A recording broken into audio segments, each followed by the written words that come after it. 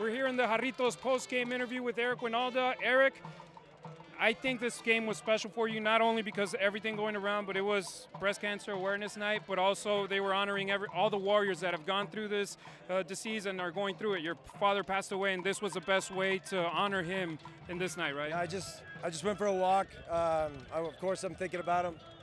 My dad always wanted me to be a manager. He told me that I would have a greater impact on the game after my playing career was over, and I never knew what the hell that meant. But yeah, my dad meant the world to me. He was the greatest mentor and greatest man I ever knew. So with all of us tonight, collectively, putting forth the kind of effort and understanding the people that are all being affected by this tragic disease, it really made it special tonight. A lot of pink. I think we should keep wearing pink. I think we should keep the lines pink at all times. The nets should be pink.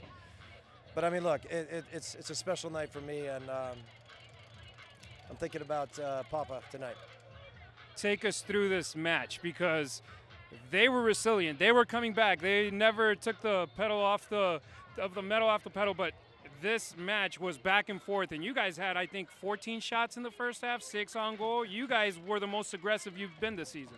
Well, I think, and here's the thing that, when you really talk about Powell and his team, they play beautiful football. They really do. I mean, with Perano, Lopez acted up tonight, but you still have, with Gomez and Barmby, they're a very good side. Pekka holds it together, Hernandez. I really look at that team, and I appreciate what they try to accomplish. But we knew as a group that we had to go toe-to-toe with them. We knew it was going to get open. We knew it was going to be difficult at times. Watching them play against the better teams like Phoenix, they were the better team. So to get out of here with the win, to score 4 goals, to really keep our composure, it gives me a pretty good idea of what this team needs to look like in the future. Also, what we're going to look like when we make the playoffs, because it's looking better and better every day. You told me after the Colorado Springs game that Irvin Parra told you that was going to happen. Score 2 goals and win.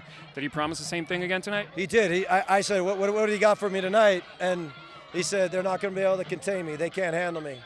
Nobody can. And look, you can say whatever you like about Irvin Parra. That guy delivers. He stayed healthy. He is a leader on this team. He's had his ups and downs, but for the most part, yeah, he is such a vital part of this team. If we win as he goes. And when he's on, we are unstoppable.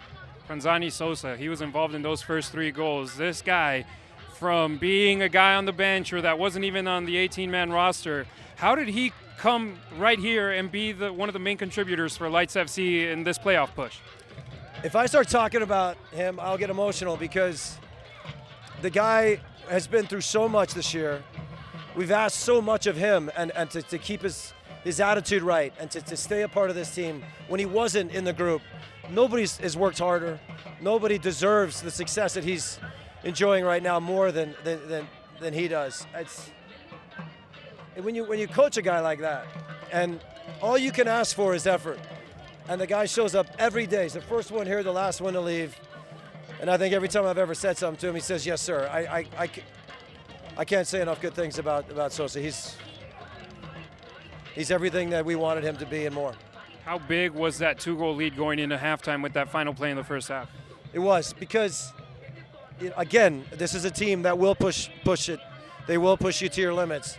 They get at you, whether it's Gomez or Barmby or Lopez at times. They are a very good team. We beat a very good team tonight. Their place in the standings is not reflective of the kind of team they are. So to get that goal, to get in there at 3-1, we knew what we had to do, and that to be smart, manage the game, make sure that we got to the end of this thing and made sure we had more goals than they did. And that ended up being the case. 2 more questions. How much score watching were you doing during the game? A lot. We have it's not smoke signals or hand signals, but when it got crazy with Phoenix, I think they scored 8 goals over there today. Of course we're watching. We know that we know that Oklahoma's OKC's in trouble now. They're behind us for the first time this year in points. And this is and OC did their job, and of course Portland has a difficult end of the season. Los Angeles lost tonight as well, which means that they are also very catchable. So You know, all I can say to our fans is hang in there. We are not done. This season is far from over. We got one more game, especially against Reno.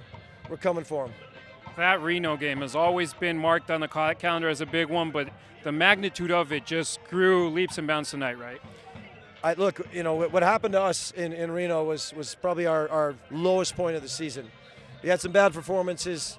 We had a little bit of give up, and they punished us. And, of course, Mendiola got a goal, so that was just salt in the wound. So what we have in front of us is the ultimate opportunity. If we're going to beat a team like Reno here at Cashman, we deserve to be in the playoffs. We deserve that. And we deserve the spot we're in because of the mistakes we've made. But this thing, as I said, isn't over. So it's all on the line. Us and Reno, battle for Nevada. Beat Reno. Beat Reno.